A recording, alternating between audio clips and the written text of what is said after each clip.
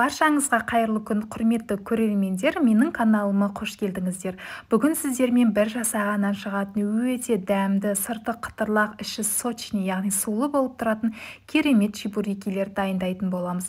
Көріп тұрғандарыңыздай өте сулы, әдемі болып пісіп шыққан.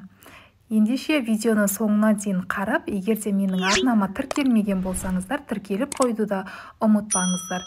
Ең алдымен біз қамырын илеуді бастаймыз. Ол үшін бізге електен өткізілген ұн және де осы ұнның үстіне қайнаған суымызға тұзымызды салып, тұзы жақсылап ерігенше араластырып алатын боламыз. Одан соң оны, яғни ұнымыздың үстіне құйып алатын боламыз, және де бізге сұйық май қажет болады. Сұйық майымызды құйып алып, лопатаның көмегімен жақсылап барлығы біріккенше ең бірінші осылай араластырып алатын боламыз. Және де қолдың көмегімен жұмсақ етіп қамырымызды илеп алатын боламыз. Егерде ұнымыз кішкене аз болса, яғни қоса отырып илеуге болады. Және де мен толық құрамын осы видеоның астына жазып кететін боламын. Міндетті түрде осы рецепт бойынша жасап көріңіздер, сіздерге ұнайды деген ойдамын. Қамырымыз іртік немесе түйіршік қалмайтындай етіп жақсылап илеп алған дұрыс. Міне бізде осындай орташа тығыздықтағы қамырымыз дайын болды. Енді дайын болған қамырымызды пакетке салып 20 минутқа қалдыратын боламыз. Сол аралықта салмасын дайындаймыз. Бізге салмасына тартылған ет, яғни фарш қажет болады, және де орташа көлемдегі 2 пияз қажет. Пиязды осылай ұсақтап, турап алған дұрыс. Сонда кішкене суы шығып, сочный болады. Егер сіздерде блендер бар болса, блендерге өткізіп алғандарыңыз дұрыс. Егер жоқ болса, міндетті емес, әрине осылай ұсақтап турап аласыздар. Ұсақтап туралған пиязымызды фарштың үстіне салып алатын боламыз.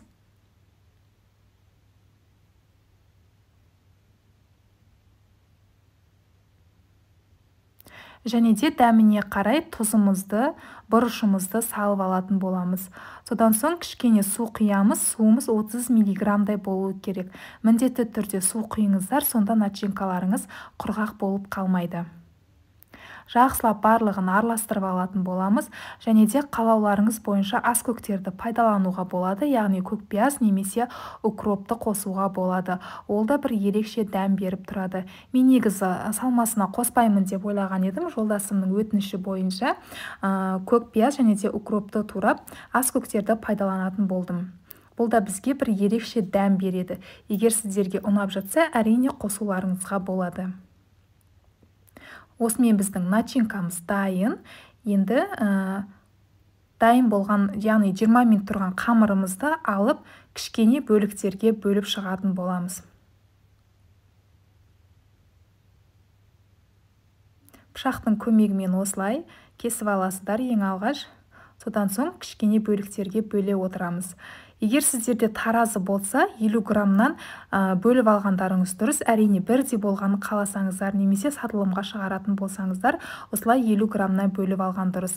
Таразы болмаса міндетті емес, осылай қолдың көмегімен кесіп аласыздар. Және де кесіп алған қамырларымызды дөңгелек етіп, осылай формасын келтіріп алатын боламыз. Құрметті көрермендер, менің арнама тіркеліп қойды ұмытпаңыздар, және де маған міндетті түрде мені қолдау ретінде пікір қалдырып қойсаңыздар, өте қуанып қалушы едім.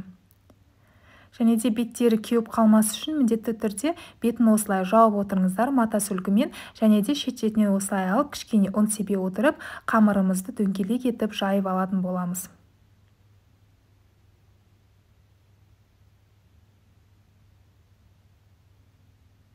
Міне қамырымызды жайып алдық, енді ішіне салмасын салатын боламыз. Салмасын осылай саласыздар, қасықтың көмегімен салғаннан кейін міндетті түрде кішкене жайып алыңыздар.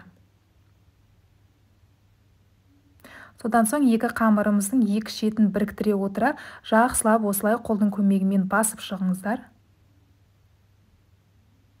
Ажырап кетпей үшін қаттырақ баса бергендеріңіз дұрыс.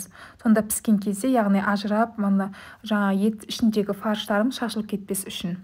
Және де осылай шаңшықының, яғни вилканың көмегімен әсемдік ретінде осылай шетін осылай кесіп шықсаңыздар болады.